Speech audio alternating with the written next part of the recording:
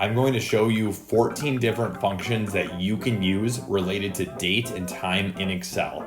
Up first, if you want to know what the current date is, type equals today. If you want to have time added to that, use the function equals now. Now you might think that this is dumb because calendars have been invented, but if you have a spreadsheet with due dates on it, you could use either of these two functions to calculate if something is overdue or not. If you have a random date and you are wondering what day of the week it is, equals weekday will give you a number that corresponds to a day name. If you have two different dates and you want to know the number of days between them, equals dated if is the function you need.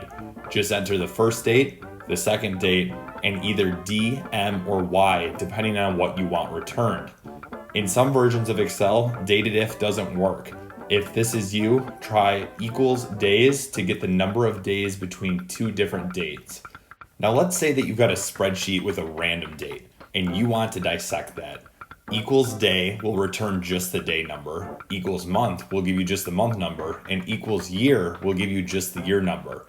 If the opposite is going on and you've got a bunch of data separated that you want to combine into one single date, equals date will shoot you out a complete date if you feed it the correct data.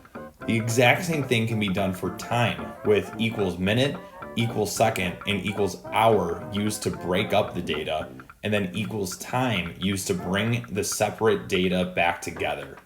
Thank you for watching. Make sure to subscribe and put any questions or future video topics in the chat below. Thanks again.